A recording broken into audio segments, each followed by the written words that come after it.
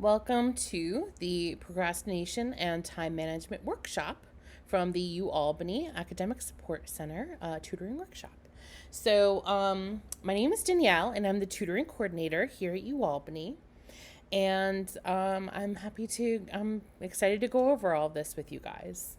First thing I'd like to mention is when I told my sister I was running a workshop on procrastination, she hysterically laughed for about a full minute and said, "Good news, they will be learning from an expert." So just keep in mind that this is something that most people have to learn, and I am ready to get started. No longer procrastinating this. So the goals for today's workshop is to identify factors that contribute to procrastination, the consequences of procrastination, strategies for overcoming procrastination, and I will also go over some tools for time management. So the first thing we're going to watch here is a TED Talk video on procrastination. So in college, I had to write a lot of papers. Now, when a normal student writes a paper, they might spread the work out a little like this. And I would want to do that, but then actually the paper would come along, and then I would kind of do this. Now, I had a hypothesis that the brains of procrastinators were actually different than the brains of other people. And to test this, I found an MRI lab that actually let me scan both my brain and the brain of a proven non-procrastinator. And so I could compare them. So here's the brain of a non-procrastinator. Now, here's my brain.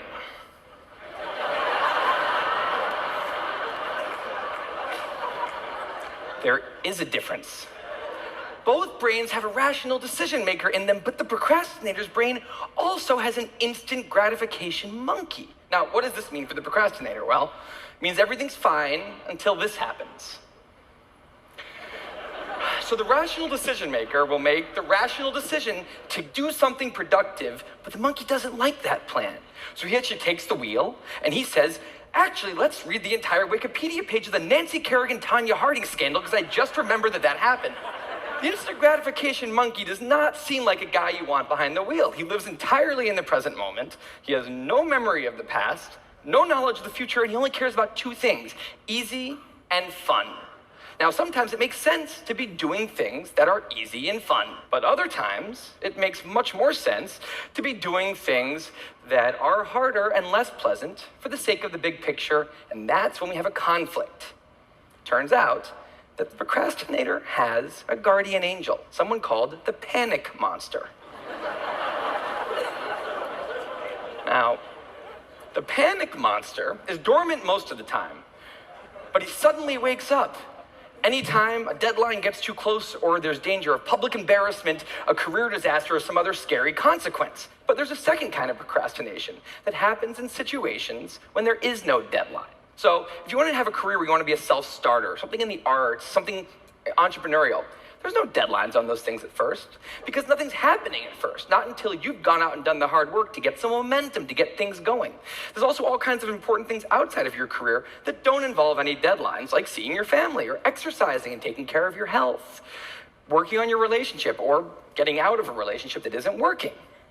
Now, if procrastinator's only mechanism of doing these hard things is the panic monster, that's a problem because in all of these non-deadline situations, the panic monster doesn't show up. And it's this long-term kind of procrastination that's much less visible and much less talked about than the funnier short-term deadline-based kind.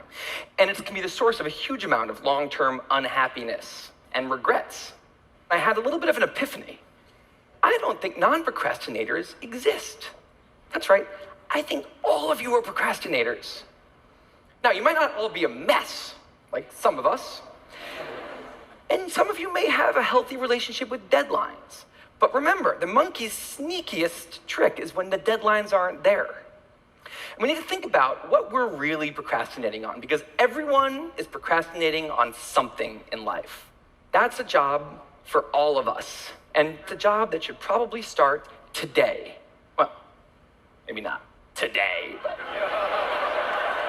You know, sometime soon. All right. There's actually a longer version of this. It's about 15 minutes. It's very fun, and I highly recommend it. We just don't have time for it today in our workshop, but it's very funny, and I think it's honestly very true. I think that when you think about causes of procrastination, right? You think about what are some contributing factors to procrastination. And oftentimes it is that instant gratification things in our lives, right? So it's getting sidetracked with silly things like looking something up on Wikipedia because you just remembered it happened. But sometimes it's also rationalizations that we use when we have something that we're supposed to be doing and we do other things instead, right? So just for example, okay, getting ready to study and you want to set up your space and you want to have everything just right. But then I go to sit down and I spill a little bit of my coffee, right? So then I go and get a paper towel and I clean up my coffee. And you know what? I realize I should clean my desk. And then once that's all finished, I'm like, you know what? I worked up a little bit of an appetite. I should eat something. And oh no, I don't have that one ingredient. Let me run to the store real quick. And you know what? It's getting late. I'm not in a good mindset. I've done too many things. It's too late in the day. I will get up early tomorrow and do it. But knowing myself, getting up early is just not in the cards. So suddenly something that I wanted to start today is now getting put off to tomorrow because of things that I rationalized, right? It makes sense. You clean up after yourself. You're cleaning your space. You're making dinner, right? All of these things are perfectly fine rationalizations, but in the reality of it is that I used all of those things to procrastinate. So, these are just things that you need to think about when you are thinking about the task that you have and what you can do to prevent and understand your procrastination efforts. So some of the rationalizations that we use when we think of all the different ways that we procrastinate, right? And especially when it comes to university work. So we have, memory issues, right? So I didn't know I was supposed to do that, or I forgot, or it's hard when you have so many calendars, different courses, work calendars, personal calendars, etc. Another one would be skill deficiency. I don't know how to do it. Or apathy. It's usually a big one, right? I don't really want to do this. It doesn't make a difference if I put any effort into this or if I put it off. No one really cares if I do this or not. Or I need to be in the mood and I'm not. Right? This is definitely something that happens, and especially when it comes to doing coursework that you're not particularly excited about. Another pretty common rationalization is fixed habits, right? I've always studied this way, and it's hard for me to change my habits. I don't know if I can pull this out at the last minute, or I know I can do this at the last minute, or I work better under pressure. Right? So these are things we tell ourselves when we're putting something off, and we just say, well, I've pulled an all-nighter before. I know what I'm doing, and I can do it again, right? These are habits that are not necessarily good habits, right? And another one, of course, is inertia. I just can't seem to get started, right? So these are things that we tell ourselves either out loud or in our brains that are actually your brain finding a way to rationalize the reasons you're procrastinating your project. So then we also have rationalizations that are a little bit more excusable, right? So physical problems. I couldn't do it. I was sick, especially when it comes to, all the different COVID stuff, right? Oh, I was exposed to somebody and now I'm nervous about whether or not I have it. Or more appropriate delays, right? I'm waiting for the best time to do it. I need to think it through. This other opportunity may not come again that I can't pass up, right? Something that you needed to prioritize to whatever project you're procrastinating, right? These are more appropriate things that you can rationalize. But again, it's still part of the procrastination process. So, knowing all of that, knowing that our brain tricks us into finding ways to rationalize how we procrastinate, the idea here is that we will go over strategies for addressing these rationalizations. So, first one in here is ignorance or memory, right? So, again, this is, thinking about, you forgot how to do it. Or you didn't know how you were supposed to do it, right? So the best way to address it is to create a calendar. Write it all down. So personally, I use my iPhone for everything. I put everything, I need things digitally. I need reminders that come up on my phone. I always have my phone on me, and I know it's the case for a lot of people. So having my work and personal alerts all synced up really helps. Making a note on your calendar immediately is also crucial, because if there are changes to due dates and assignments, I can't rely on my brain to remember that. Oftentimes I think, oh, I'll remember that, and then more often than not, I do not. So I need to write things down immediately when changes happen. Be sure to take time during your first week, syllabus week, to get those important dates down on a calendar so you will remember it. But also to think about, okay, how can I spread out my projects so I am not doing too much all at once? I also strongly suggest having more than just a digital calendar. Having a physical one is also really crucial, just because that way, if you're not oftentimes checking the digital calendar, having one hanging in your room will often be that reminder that these things are coming up. So the next one is skill deficiencies, right? So not really knowing the materials, right? So the solution here, especially when it comes to university level work, is using your available resources. So there is tutoring available for a lot of subjects. You can also use NetTutor, which is available for any subject. You can just jump on in there.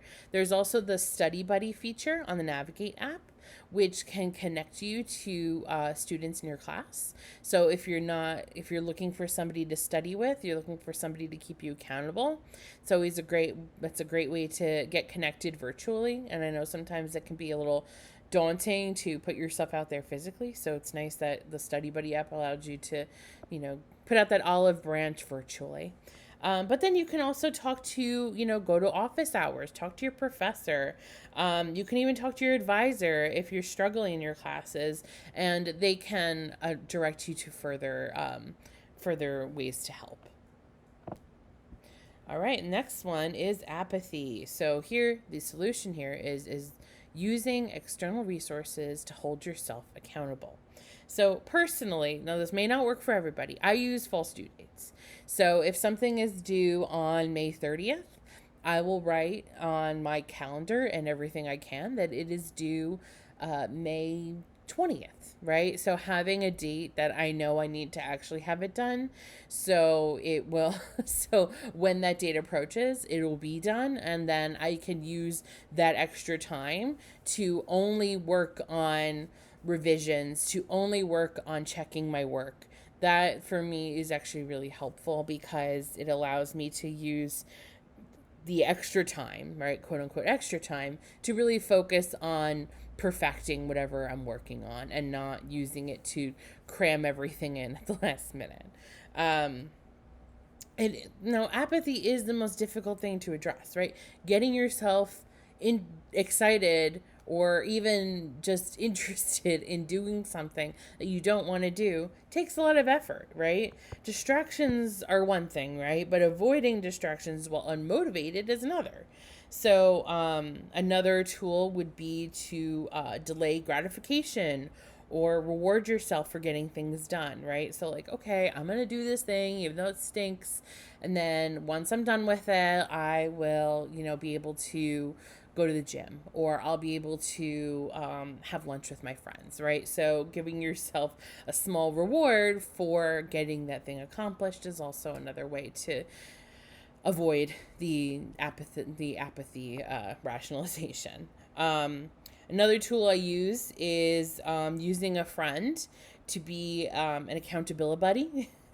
So sometimes just saying like, please, if it's your mom or your friends or your sibling, or personally, I use that same sister that yelled at me because procrastination doesn't seem to be a problem for her. So I'm like, please make sure I do this thing, and she will. So if you have somebody like that in your life, a nice type A person in your life, feel free to use them to hold yourself accountable. Another way to hold yourself accountable is make a tutoring appointment, right? So if you make an appointment with the writing center or with a tutor for, whatever science or math course you're working on, right? So you would want to say like, okay, I am really struggling with, coming up with a good, solution to this, right? So let me get what I can down so that way when I see the tutor, we will be like focus and work on things. Or even just to use the appointment to say like, I want to hold myself accountable to get this work done. So like, just help me walk through this process, right?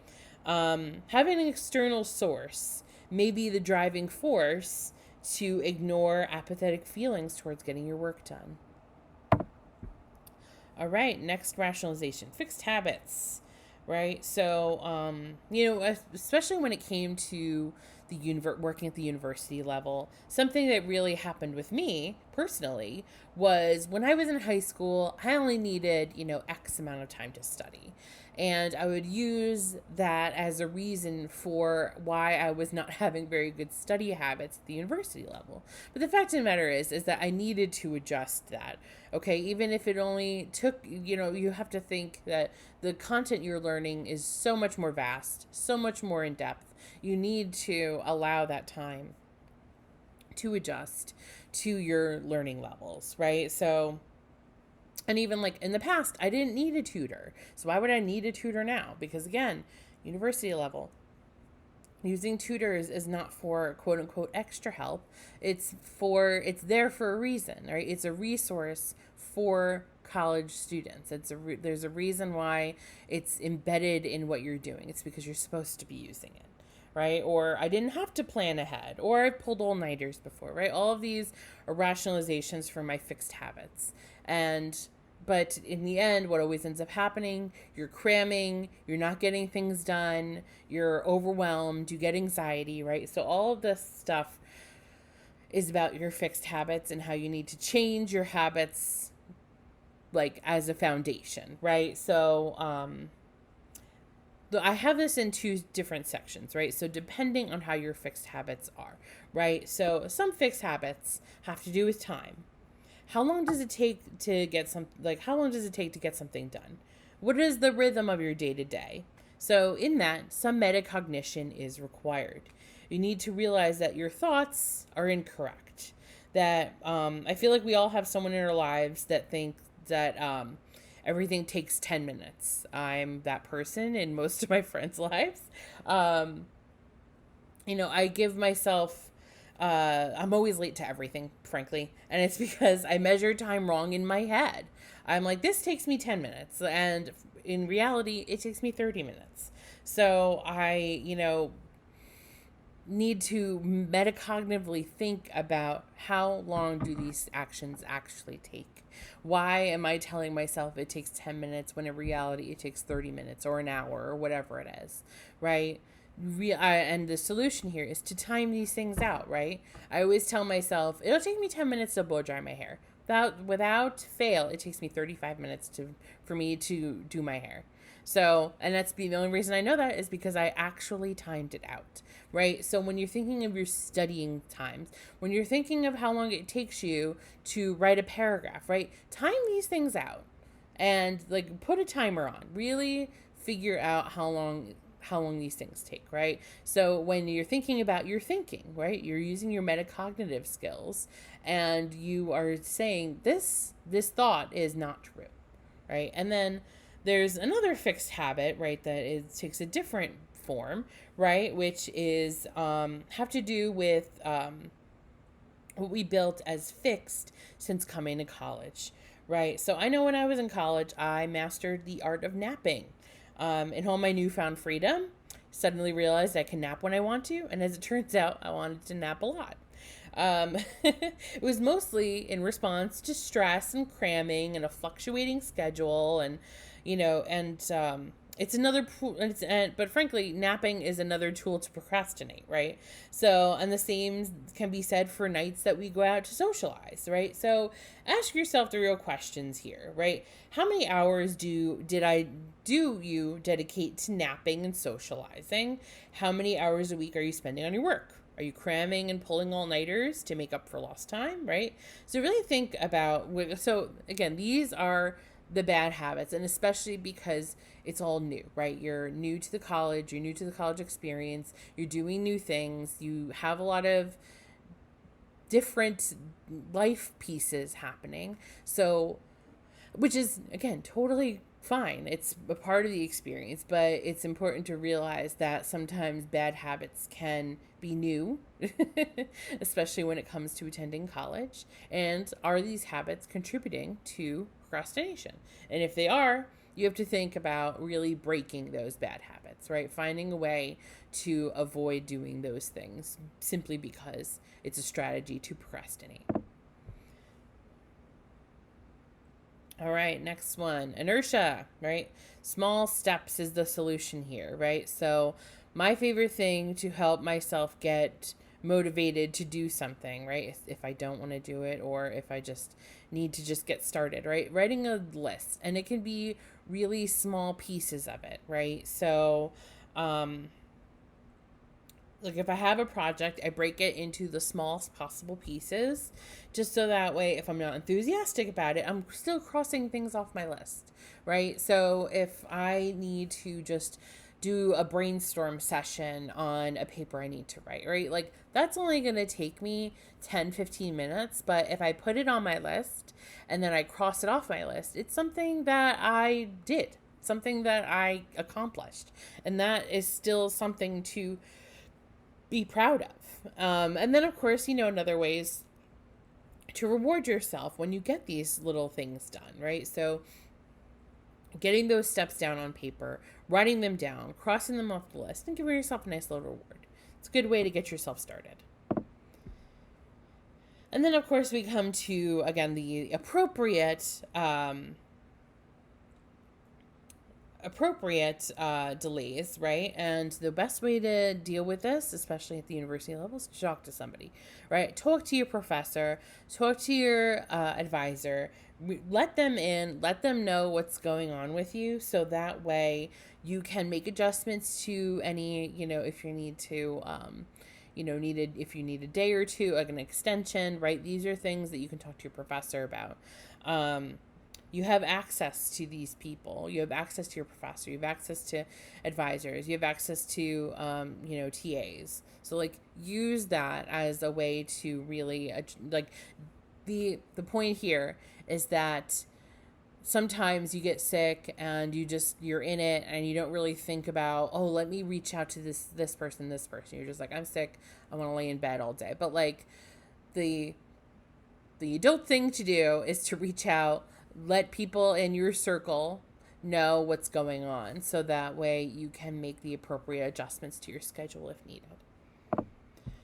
Okay, well, I hope that was helpful. Again, these are all things I think that, all these rationalizations when it comes to procrastination is something that we are all guilty of in one way or another, and even if we don't realize it. So I'm hoping that those strategies really helped address some of that. But the next thing I want to go over is time management, right? So this will really help with the procrastination part of things, hopefully.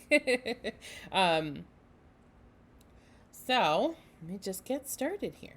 All right, so first thing here is decluttering your space. Now, this may seem pretty obvious, The reason I have Bobby here from Queer Eye, if anybody watches that show, is like what I love about what he does in that show is he really utilizes the space, right? He like the importance of not just having a clean space, but having it be optimal, having it work for you, right? That's the importance of having a good, clear space.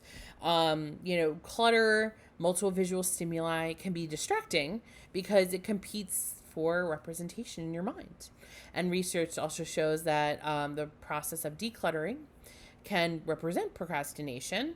And the way I look at that is, so like if you're about to sit down and you're about to work on your, your next project, and all of a sudden you're like, oh, this desk is a mess. Let me clean, clean, clean, right? Suddenly that ate into, an hour of time that you were supposed to be working on doing your project. And instead you spent that time decluttering your space. So something I really want to emphasize here is to make sure that when you are factoring in your time, that you are not factoring in cleaning up your space into your time where you're supposed to be studying. So like if you're actually going to be studying, but instead you spend, 45 minutes cleaning up your desk, the reality is that you should have it in your mind that you say, okay, I'm going to have 40, so I'm going to start working on my studying at 2:45, right? So that way you're telling yourself, this is not time that I'm going to be spending, again, using cleaning up as a procrastination effort. Okay, another way to deal with your time management is to employ some mindfulness. When you're feeling stuck in a cycle of not being able to get started on something that you need to start, take a moment of like mindfulness to really think on the rationalizations that you're making, right? So look back on the slides that happened prior to this, right? Like what pieces of that are playing a part in why you can't accomplish this task, right? Another thing I really suggest is using, so say, again, you cleaned up your desk, it's 2:45, and you tell yourself, I'm going to start at 3. Take that 15 minutes right there and do some deep breathing exercises, okay? Take a time to meditate. And the reason, and what I actually do for that, because again, I'm not a person who is including meditation and mindfulness moments in my day. So I actually have like sticky notes around my desk area to remind me to do that, to take 5, 10, 15 minutes to do some deep breathing, close my eyes for a moment, take a moment to not stress out about whatever I'm working on. That is actually crucial to the time management process, is making sure that you address anxiety feelings and that you find a way to have a moment to breathe. It's a crucial part of time management. So make sure to do that. All right, next one is getting organized, right? So again, this is something I went over earlier, but using both a physical and digital planner is important. Like I said, I constantly use my digital planner.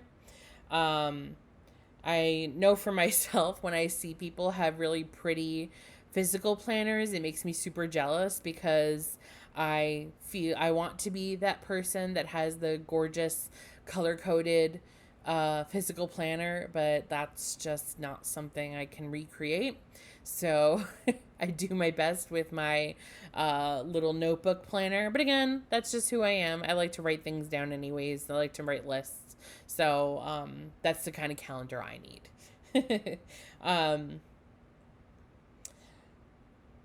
What I can say is, again, at the start of the term, make sure to write everything down ahead of time.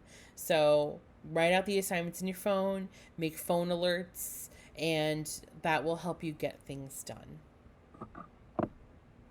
And then using your planner, again, It's not just important to buy one. There's a reason why you get your syllabus ahead of time. There's a reason why you don't get week to week assignments, but you get the syllabus right on that first day. And it's because you're expected to plan things out for the semester. Due dates should not sneak up on you because you've been aware of them the whole time, which is why professors, they may seem like, they're harping on due dates, but it's because they have prepared you ahead of time, hopefully, right? So the idea behind having that planner, having your digital calendar is crucial, and it's because you really need to use use your syllabus to get it all down. Write it all down, write your lists, schedule breaks, do all the things you need to do, but get it all written down.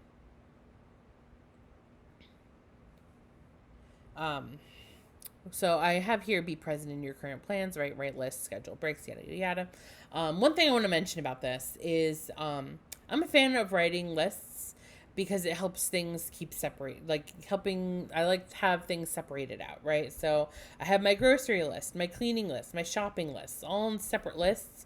So when they're done, I can clear them out.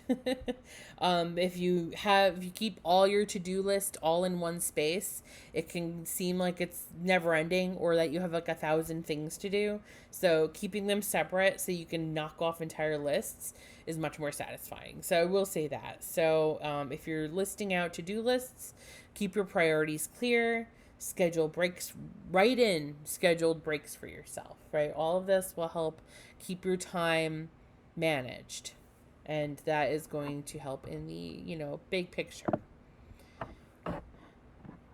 So I have one more fun video for us to summarize our time management and procrastination workshop.